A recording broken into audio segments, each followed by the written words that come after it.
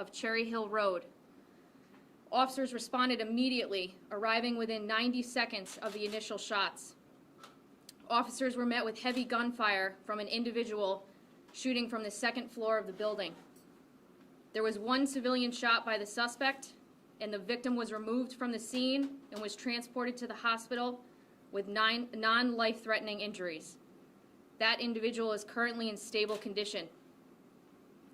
The South Central Connecticut SWAT team responded, along with members of East Haven, Madison, North Haven, Guilford, and North Branford Police Departments, and Connecticut State Police.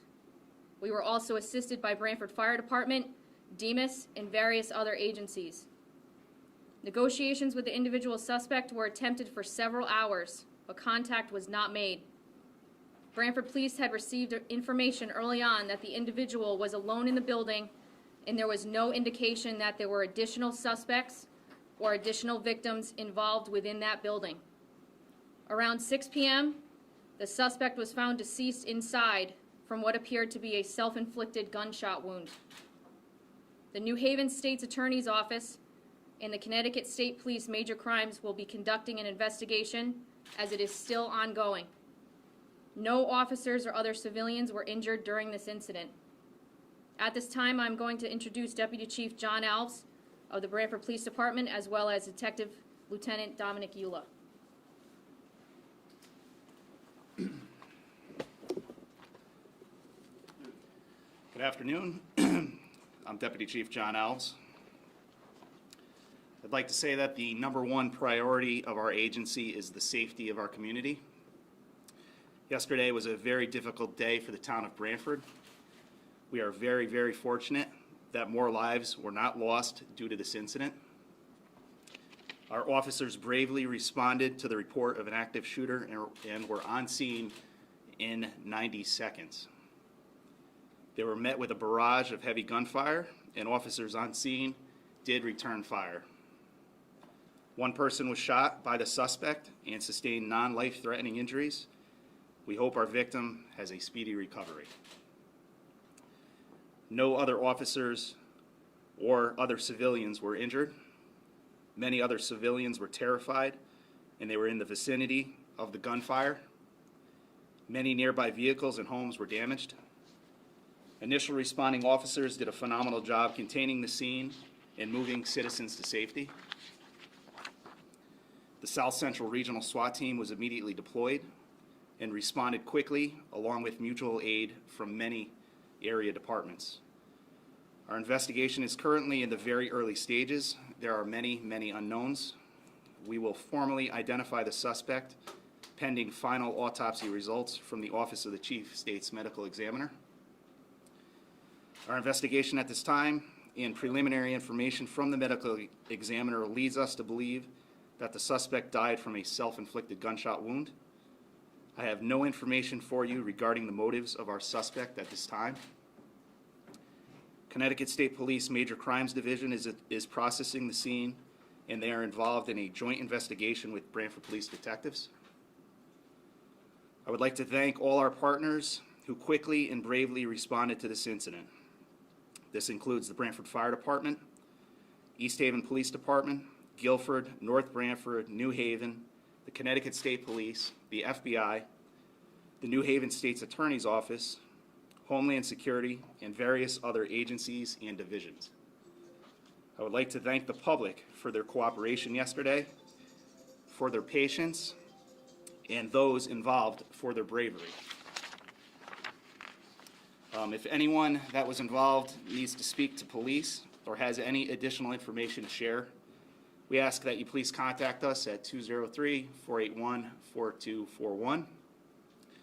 Additionally, if any people need assistance in coping with this traumatic event, you can contact the police or the Branford Counseling Center, who will provide free services to anyone involved in this incident.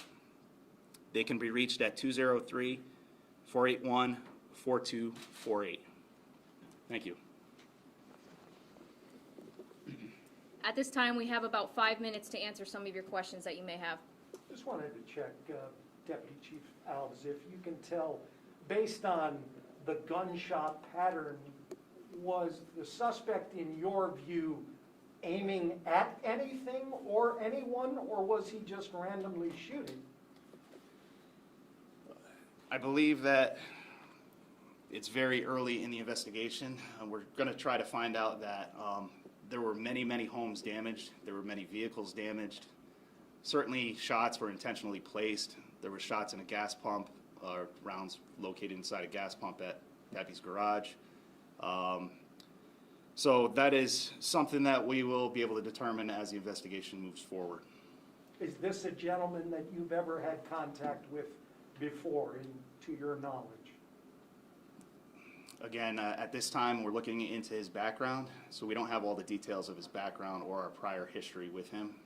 So that is something that we will be looking into, and in the future, we could put out that information, what we obtain through our Facebook accounts or other press releases.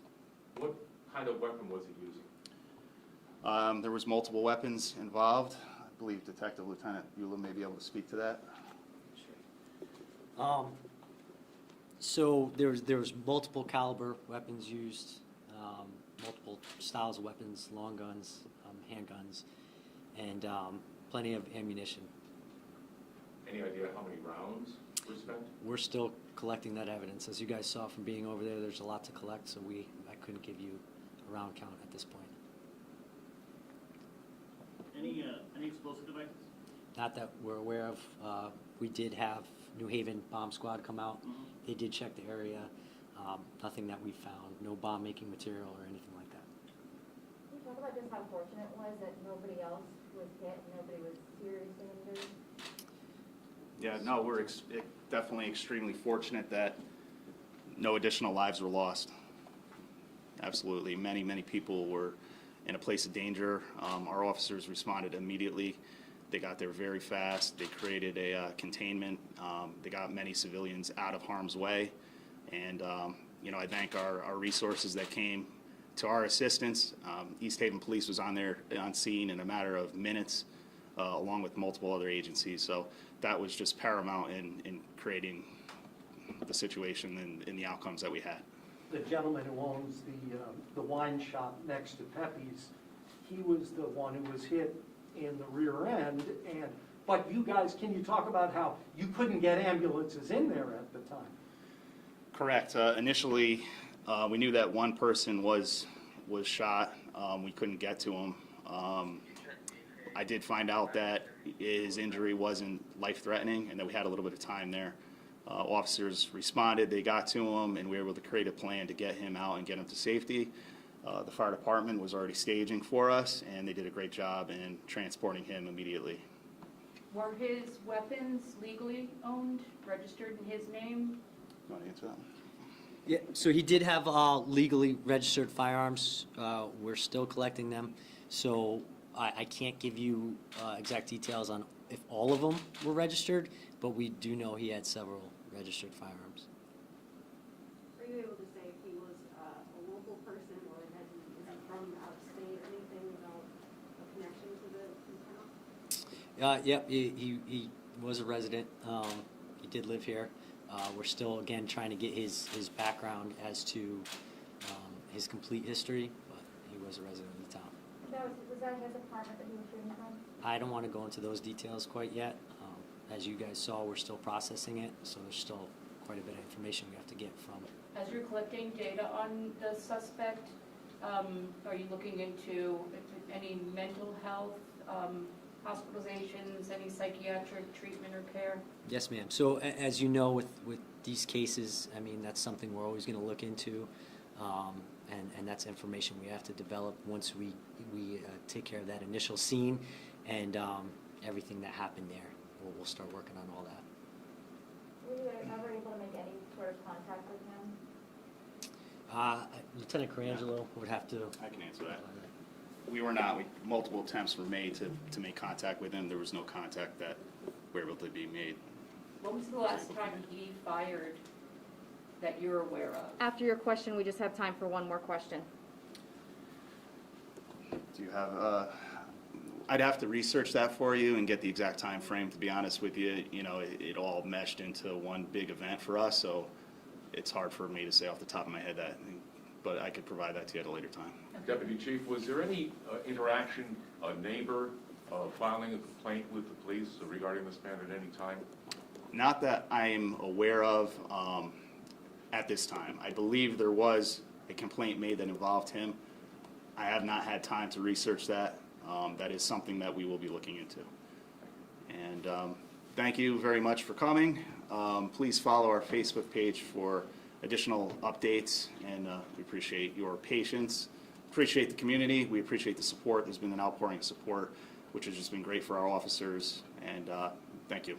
How are they, Joe?